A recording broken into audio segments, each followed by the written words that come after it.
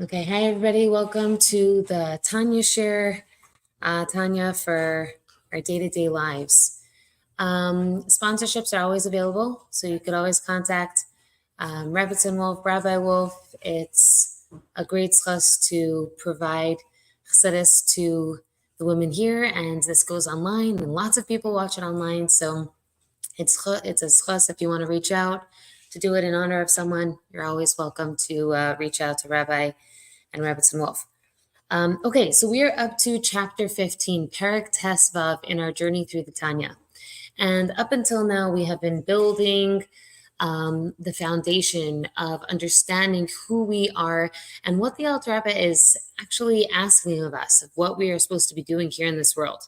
And this past week, 2 weeks ago, we were speaking about the Beinani and how we can create Beinani moments in our lives. And we kind of brought the distinction between someone who is an actual Beinani, who lives the life, like is living the level of a Beinani. And then there's also the people who are exhibiting Midas at Beinani. So the people who have the Midas, who are behaving like a Beinani. Just to remind you, right, what is a Beinani? A Beinani is a person who is not inspired, but he's also uncompromising. So yes, he's experiencing struggle, but he always chooses to do the right thing. And at the same time, he's not living that inspiration of Hashem is my world and Hashem is everything, and I don't see anything other than God, and anything that is other than God angers me, upsets me, I hate it. He doesn't live that kind of inspiration. He has it at certain points in his life when he's davening, when he experiences Shabbos, sometimes when he learns Torah. But other than that, those inspiring moments are not what is his everyday available experience. He tries to stretch them into the rest of his day, like that famous example of the fire burning in the morning, but it's not always something that he is fully feeling. And at the same time, he chooses to do the right thing. So that is the Beinani. The Beinani is the person who is living that level, at least externally, in his actions of always serving God. Now, if you look at the concept of Beinani, and you could look at the Tanya and you could read it and say, this actually kind of feels disheartening, because I know me, and I am not feeling that way. I am not the Beinani, and I'm not experiencing even anything close to the Beinani. So how am I supposed to do this, Alter Rebbe? Right? This was supposed to be written for me. It's supposed to be written for the layman, for the person who is supposed to find this accessible. This is not supposed to be a Sefer Shal Tzadikim, so how is this supposed to work? And so the Alter Rebbe now begins to try to explain to us and make more accessible to us how to achieve the level of Beinani. So we spoke about trying to live Midas Beinani, which is 5 minutes at a time. And we brought that story of the man who was living in Siberia and trying to survive 5 minutes by 5 minutes. And he just needed to stay present to these 5 minutes. I could probably foster a spiritual 5 minutes for myself where I'm not sinning. I think I can manage something like that. And if I could just stay in this moment of 5 minutes instead of getting lost and saying, I can never do that long term. I coach women all the time, and I'll kind of carry a woman through a situation where she could be trusting, where she could be open towards her husband. And what inevitably comes up is, fine, right now, in this moment, in this situation, I could do it, but I can't carry this always. I can't always be that feminine, open, trusting woman. And it's like the answer is right here in the Tanya. No one's asking you to be perfect, but it's so human, and it's the Zahara also speaking through you, asking you, is this really something tenable? Are you really going to be able to keep this up? And if it's not really emistic, it's not really true. So don't even go there. You're not that person. Here the Alter Rebbe is saying it, that you are that person. It is available to you. Don't listen to the past or to the future. Just listen to the present and see if you could stay there for 5 minutes, and go forth with those 5 minutes. And you finish those 5 minutes and check in with yourself and say, can I do the next 5 minutes? That was all last week. And we also spoke about how the Alter Rebbe, this is the one time in the whole Tanya where he gives his own opinion. He says, in my opinion. Everything else in the Tanya is Al Pi Seifrim, right? The Alter Rebbe is saying, I learned it in other Svarim. I learned it from my teachers. Here, there in Perek Yudalid, the Alter Rebbe says, in my opinion, the Beinani is MS. Why is he MS? Because this part of him is so accessible. He can reach it at any moment. It is his go-to. It is something that he can always make an immediate turn towards. And because he has that, there is an aspect of him that is absolute truth, and it's not fair to call him hypocritical because he's not. He's not a hypocrite. He has this level of being a Beinani accessible to him at any moment, and so therefore, I call the Beinani MS as well.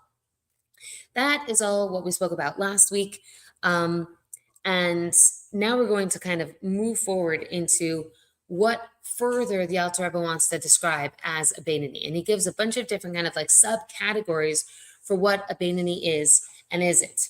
So Perek Tezvav is the first one of those categories, and he's going to describe a few different types of Beinani. So the first one that he's going to talk about here in Perek Tezvav is the Beinani without a struggle. He is the Beinani who doesn't have a hard time being a Beinani, which is confusing because up until now we've been talking about how there's this raging war inside of the Beinani and how every single time he chooses to do the right thing. And here the Alter Rebbe is saying, let's actually break this down and look at the subcategories. There actually is a person who doesn't have a struggle. And we're going to look into that. And then the other Beinanis that we're going to go into later are the Beinani who his nature, it's like a natural part of his godly soul to turn towards being a Beinani. And another one is someone who has Mayach Shalat al Lev, that control of his mind over his heart, so strongly a part of his personality that's what makes him a Beinani. But today we're going to talk about this first category of the person who doesn't struggle to be a Beinani. So what does that actually look like? We're looking at a person who is naturally geared towards being and behaving like a Beinani. How is that possible? This person hasn't transformed himself. This person doesn't struggle. He doesn't work hard. He just has some really great traits that make him a natural Beinani. So what are those things? The first thing is his personality is Meirish Chayra. And the Alter Rebbe describes that as, it's not a dark personality, which is kind of what the literal translation would be. It's more of an introverted person, a person who doesn't get his energy from other people, right? So he's introverted, he's more to himself, he's more reserved. He is naturally studious. Okay, so this person is a person who loves to learn. It's the type of person who studies encyclopedias. She is always learning, just grabbing up information. I know a person like this. My father's like this. We always used to laugh because anytime we would travel, he just stops at any museum, any like plaque, he has to read it, has to talk to the person, needs to find out more information, just like a sponge for information. That is a certain type of personality. The person the Alter Rebbe is talking about here in the subcategory, this is his first personality trait. He is super studious, loves to read, learn. Books to him are friends. Books to him are natural. It's like eating for him. He needs to follow, he needs to cover the library. That's what he does. He has a system and he just goes through it. That is his personality. The next character trait is he is cold by nature. Which sounds like a pretty awful thing to say about someone, but it is just a kind of personality. And when we're talking about it, it also doesn't have to be so black and white that he's just a cold person. We're talking about someone who's less passionate. There are some people who are extremely passionate, sometimes goes together with being extroverted. And there's some people who are less passionate. We're talking about a person who has a little bit of a lack of passion in their life. We're not saying they're lackluster and they're boring, but maybe a little bit of that, where they're just less passionate. Some people have passions and some people are just kind of there and learning. What? Not so excitable, not as invested, not so riled up, maybe not as emotional. They say that the intellect is cold, right? So maybe more of an intellectual person who's less about their body and their emotions and more in the realm of the intellect. So those are first two character traits. And the last character trait that would engender this natural Bainani who doesn't even struggle is he doesn't get pleasure from materialism. He's just not invested. He doesn't get pleasure from things. He eats food, it's food. And he experiences things that other people find, a car is a car, and going out in nature, it's nature. He's just less, it all goes together, less passionate, less excited, less invested. And maybe one thing he is passionate about is learning and studying, but that's just, it's betivai, it's his nature that he just hungers for books. But materialism does not turn him on. So these three characteristics are the characteristics of a Bainani who does not experience the war and the struggle that we've been associating with the Bainani, right? The Bainani who's experiencing like, oh, I want to go after that food, or I want to sin in this way. There's a funny joke that I heard from Rabbi Paltiel in his shir. He was saying that a man comes to a doctor and he asks the doctor, he says, I do everything I can to keep my body healthy. I don't smoke, I don't drink, I drive carefully. Do you think I'm going to live a long time? And the doctor says, for what? What are you living for? So it's obviously, not exactly the best perspective, but the idea is that this person is just like less passionate. He doesn't have that like thing that he's living for. He's just kind of status quo. And I don't want to call that person boring, but it's also a very unique personality. I don't know anyone who has all three characteristics. I definitely know people who are studious. I definitely know people who are less materialistic. And I know people who are less passionate. But do I know people who have all three of them so strongly so that just naturally there is no struggle towards sin? I can't think of one on the top of my head. I could even think of someone who has two of those things. But even so, like, have they worked on themselves to be not materialistic, or are they just naturally not materialistic, right? Have they worked on themselves to be studious? Probably, right? It's a value for them. So then they became that studious person. It's hard to know when that person just from birth, they have all these three characteristics. But Hashem is capable of doing anything. So there is a person out there who just naturally is behaving in the way of a Bainani because sin does not attract him. It's just not something that he's drawn to because he's just a colder personality and studious and not materialistic.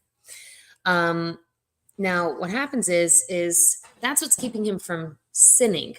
But what makes a personality like that someone who actually is keeping Torah and mitzvahs? Right? Like in order to be a Bainani, it's not just about withholding from sin. There's also practicing the mitzvahs and keeping Torah and mitzvahs. So the Alter Rebbe explains that this kind of personality also keeps Torah and mitzvahs. Why? Not because he feels passionate about it, and not because he's studious, so therefore he learns, right? You can learn Torah and not fulfill the mitzvah of learning Torah because it's actually all about you. So what is it making this person actually fulfill the Torah and mitzvahs? And the Alter Rebbe says is that he has this neshama inside him, and that neshama inside him, when it's not being stopped, impeded upon by all the other things that normally are stopping a neshama from expressing itself, then it immediately expresses itself. And the neshama says, I want to do Torah mitzvahs. I want to connect to the Eibishter. I want to be involved. So then he does do Torah mitzvahs and he is performing Torah mitzvahs, but it's not coming from a space of him struggling around it. It's natural. It comes out of him because he has a neshama, just like all of us have a neshama. Okay? So what's important is, and here it's kind of like the example of the candle in a dark room. As soon as you light the candle, it dispels the darkness. So in the same way in neshama, as soon as you take away like what's clogging the neshama from being able to express itself, it immediately expresses itself. I don't know if you've ever seen this. I have this incredible story of meeting someone when this man was still, he hadn't become a ger yet. He was still learning about Torah and mitzvahs, and he was struggling with it, but he knew he wanted to become a ger. And then 10 years later, I saw him in a shul. I didn't know who he was. I just saw him dancing. He was dancing with my husband. He was dancing with somebody else I knew. And it was just them. Everybody else had kind of like stopped. And I just saw him. He was dancing with my son. And I'm like, I know this person. How do I know this person? I know his face, but it looks different. I kept on trying to understand what is this person? I'm very good with faces. I'm not so good with names. I'm very good with faces. And it suddenly dawns on me that it was the same man that I had known was marrying my friend and going through this process, but he had lived 10 years of refining himself as a Fruma Yid, learning Chassidus, learning Torah every single day, and his face had physically changed. And I could attest to it because I had seen him who he was before, and I saw his face 10 years later, and there was a chain on his face. There was just a softening of his features. There was literally his neshama shining through. So when a person actually works on themselves and is refining themselves and kind of taking away the darkness and all the things that are stopping yourself from your neshama shining, it just automatically breaks. It's like the sun breaking through the clouds. It automatically shines. So that's the Alter Rebbe's answer for how this person who doesn't have a struggle, who's not naturally struggling at all as a Beinoni, how he is able to express himself and actually fulfill Torah and mitzvahs.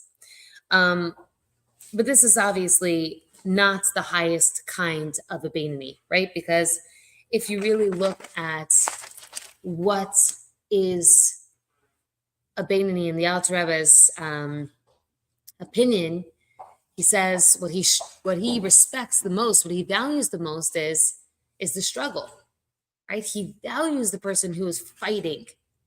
He values the person who is at war. So here the Alter Rebbe is describing, yes, there's this kind of person who it's natural to him, but I want you, again, the layman, it's so encouraging, the Alter Rebbe's words, I want you, the person who is struggling, to know that what you're doing when you're struggling, that's where it's powerful, that's where it's beautiful. The beauty lies in the darkness and the coming out of that darkness.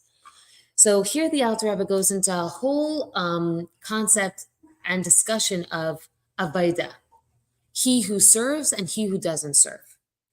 And he calls the tzaddik an Eved Hashem meaning that he is a servant, but etzem, his identity is a servant. And then he calls the Beinoni an Oved Elokim, he who serves God. And the difference is, an Eved Elokim is, it's him, it's who he is. And Eved Hashem is a person he is the person who is the servant. That's who he is. Its whole identity is a servant. The Oved Elokim is a person, and he serves God. It's an action. It's a process. It's the present tense. If you look at the Hebrew, it's Oved, it's the present tense. He is serving God. He is the one who is in servitude. What does that mean? It means that his service is present. And it also means that it's a struggle. It's not his identity yet. It's not something that he is and nothing else. He is himself, and he also serves, and he also struggles in all of that. And the struggle is what makes the Beinoni so incredible. And here the Alter Rebbe kind of segues into a whole concept of what does struggle actually mean? What does it mean when a person is struggling? And he quotes a few examples in the Gemara where we talk about what it means to actually serve Hashem. What does it mean to actually struggle? And the way he defines it is going beyond what is comfortable for you. Even just a small measure of what is comfortable for you is powerful and is what Hashem wants. Hashem wants to see us not struggling, obviously, but Hashem wants to see our efforts. Hashem wants to see that we are doing something beyond what is natural to us. And the famous example of that is in the olden days, before the Gemara was actually, printed, it was all oral, right? They would go into the yeshiva and they would listen to the Rebbe and the Rav speak about the halacha, and they would memorize it. And they would memorize it not once, not twice, not 3 times. I mean, imagine sitting down and reading a paragraph 3 times. You go out of your mind already because it's just like, how many times can you read the same thing? In the times of the Gemara, they would listen to the Talmud again and again, 100 times. They would review it to themselves. And the Talmud says if a person listened to it and reviewed it to himself 101 times, that is treasured by Hashem. That is where he actually worked on himself. And you think, like, what do you mean the 100 times is nothing? It's like, that's 100 times. And the nuance is incredible, because what it is 100 times was regular. 100 times was something that was standard. This is what they did. In order to memorize it, you learned it 100 times. 101 was pushing beyond the limit, was pushing beyond what was comfortable. And that is where the Alter Rebbe says that's the struggle.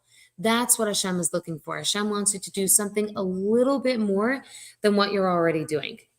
Something that's interesting that comes up a lot for me is a woman will share with me, and I remember for myself thinking this as well, that I say thank you all the time. I tell Hashem thank you all the time. I tell my husband thank you all the time. I tell all the people around me how much I'm grateful for whatever it is that's happening.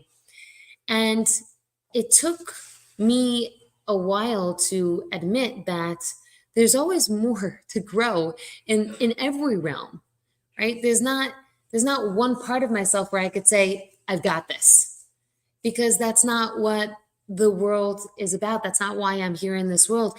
Anything that I'm working towards, I can always grow more into and have and experience a deepening.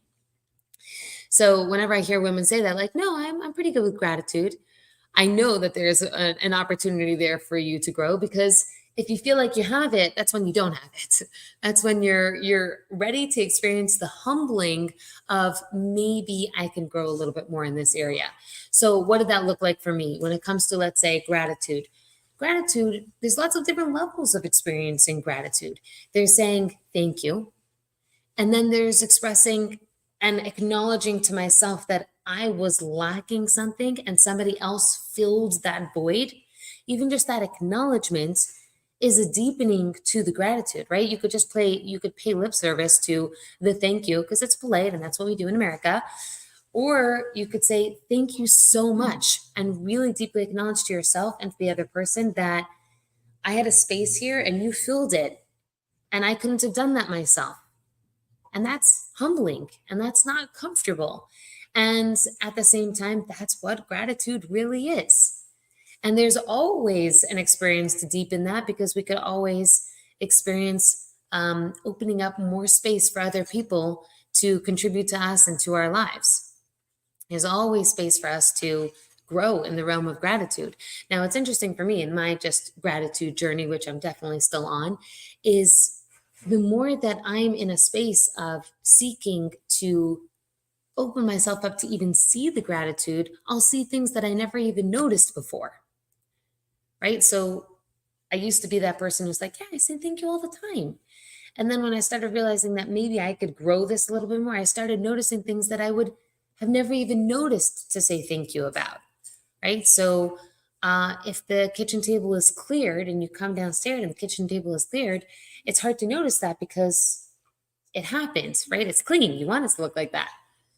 But noticing is that first step towards actually growing that muscle of what gratitude really looks like. So why am I bringing this in?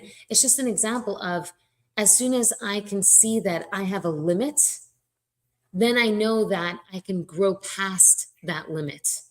As soon as I can acknowledge to myself that this is, I'm good in this area, that's an opportunity for me to say, no, the whole point is to be an Oved Elokim, to struggle in this, to work beyond the limit. So if I say that I have a limit somewhere, then that means that I'm supposed to be working around it, working further towards it, working beyond it, instead of just setting my limits and just saying, okay, this is where I'm at, this is who I am, this, leave that and work on something else.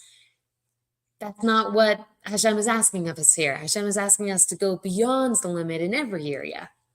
So, for example, let's say someone is great at talking, right? They're just super talkative. Maybe for them to go a little bit beyond is to actually talk a little less, right? And make space for other people to talk, make space for other people to share. Allow the words that you need to say not necessarily to be said.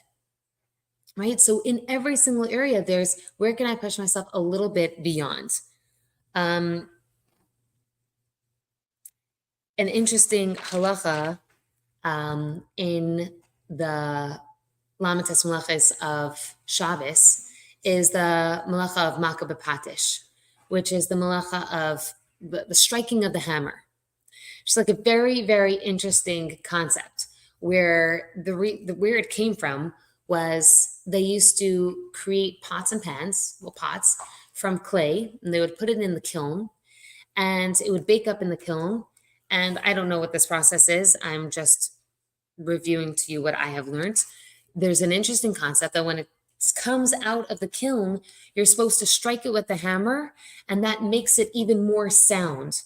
The way that I understand it, and maybe this is not correct, but the way I understand it is while it's still cooling, you want to kind of strengthen it, and then it will harden even more as it's cooling. That's the way I understand it, but I don't know if that's really the reason why it is. But it's a concept that something comes out of the kiln, they tap it with a hammer. And that's where this concept of Maka B'Patish comes from. Technically, tapping something hard is not really a malacha of Shabbos. But right, what are you doing? You're not actually doing, you're not building it, you're not destroying it, you're not doing anything really wrong. But what's happening is, as soon as you tap it, that means that you're completing the entire thing that you have created, and now it's ready to be sold on the market. If it's ready to be sold on the market, then you have now completed this thing that you want to sell. And that is not allowed, because now what you've done is, it's not just a tapping, you've completed it, so then now I could sell this. That one little tap, right, signifies the completion of this entire thing. And halachically, you're not allowed to do that tap on Shabbos, because that would be not just an action of tapping, it's an action of a completion of the entire process, right? Imagine this whole thing is nothing until that tap. That tap is that one measure beyond what the entire process of building this pot was. It's an interesting example of how this will play out is in the past, when rabbis were rabbis, they weren't really making a lot of money. So they had lots of random jobs that they would do. And one of them was making wicks. So they would have a lot of candles, right? In the old days, there wasn't electricity. So the rabbi would twist cotton, make wicks, and sell that, and you make a few pennies. And the idea is that after you twist the cotton to make that whip, you burn the tip a little bit in order to ready it for the market. The idea was as soon as it's a little bit burnt on top, it's easier to light. So the way to know if this wick was ready to be sold is if the top of the wick was burnt. And that was something that you couldn't singe the whip on the wick on Shabbos. And the reason is because of Maka B'Patish, not because you're destroying something. There isn't the concept of destroying something on Shabbos. There's only a concept of creating on Shabbos, not create things. But here with this last singeing of the cotton tip of the wick, you're not allowed to do.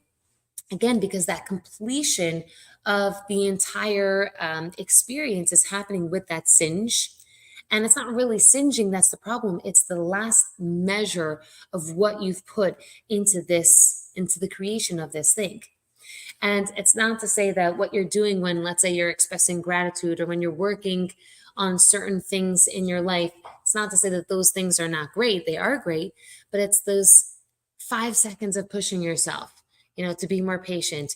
It's that holding it together and just still smiling when someone says something that's insulting to you or that could feel badly to you.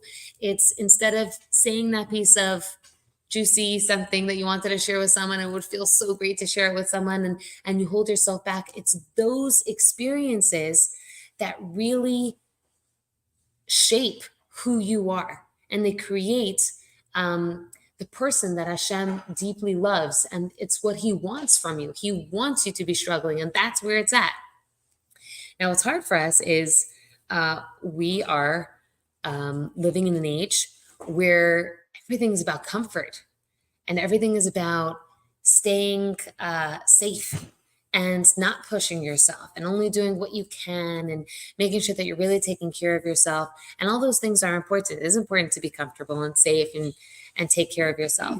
And it's not so much of a value to push yourself beyond the limits, because it's very much a value in the times that we live in, is to stay comfortable. And Judaism is not about staying comfortable. It's about living on the edge and doing a little bit more and seeing if there's a challenge coming up for you, then that's exactly where you're supposed to be at. That's what Hashem wants from you.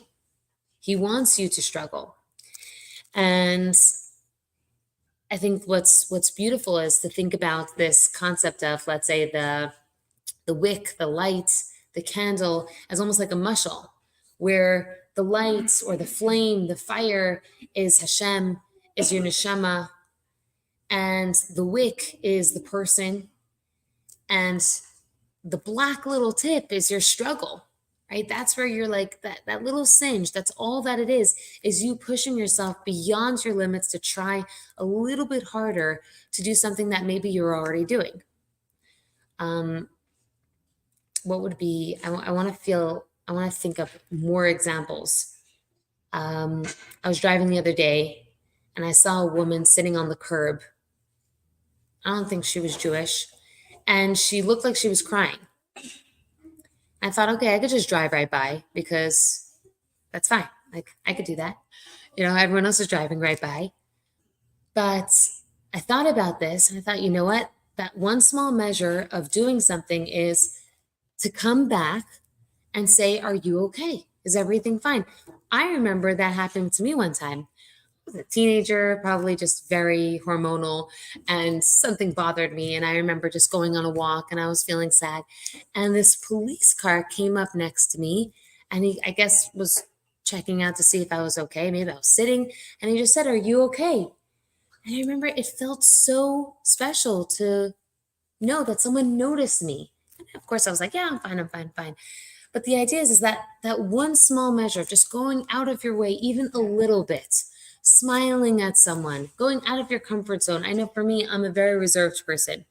If I walk into, Hanukkah is coming up, walk into a Hanukkah party, go to a Hanukkah event, it's very easy for me to stay in my own Dalit Amayis, my family, take care of my kids, and just like stay where I am in my own concerns, instead of going out of myself and smiling at other people, asking them how they're doing, what their Hanukkah vacation is going to be, or if they're not going on a Hanukkah vacation, come over to us and light with us, whatever.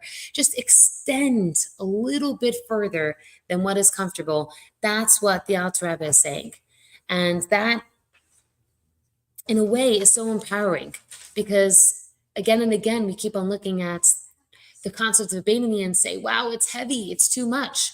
But again, the Alter Rebbe keeps saying, this struggle, in these 5 minutes, this struggle is precious to the Eibishter. This is a gift to Hashem.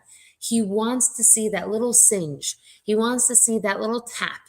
And that's all he wants to see. And if you could do that, that's precious to him. So we could all walk out of this and think about what we're comfortable in, what areas are very comfortable for us, and is there maybe something that we could stretch ourselves even just slightly to do a little bit more. I know for myself, struggles come up all the time. Now, I'm not naturally betivai, someone who is studious and cold and lack of materialistic, right? Lack of materialism. That's not all natural to me. So it's very easy for me to think of my struggles. I don't have to look for them. But if someone does find themselves in that category of just not really finding where the struggle is at, the Alter Rebbe here says, go to war. Go find the struggle and go struggle, because that's the point here. That's what we want. Look for the fight. Sounds funny, but he says, look for the fight. So that is Perek Tesvav, and God willing, we'll do Perek Tesvav next time.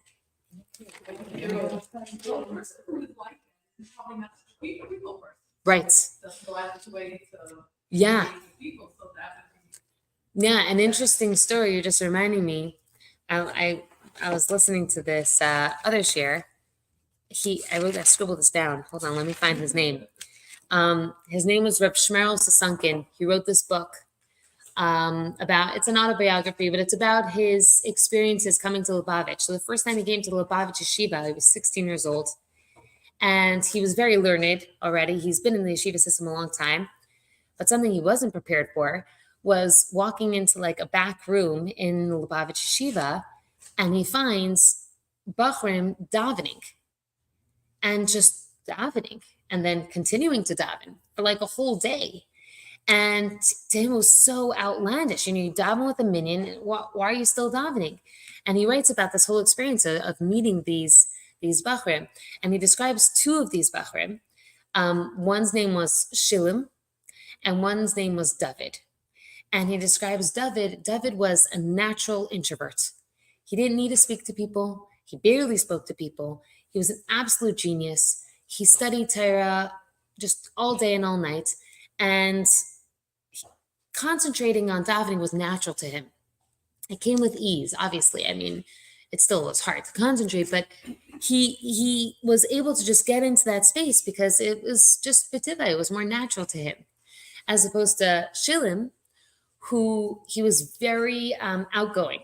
He was like a personality. He was light. He was fun, very personable, and he had to really work on himself to be able to concentrate. Because like what you're saying, like the people who like can't sit still and the people who are the big doers, people who also sometimes it just happens to be that it goes along with this. It doesn't have to be like this, but the people who also are very generous with their time, generous with what they do for a community, those movers and shakers are oftentimes more personable or more outgoing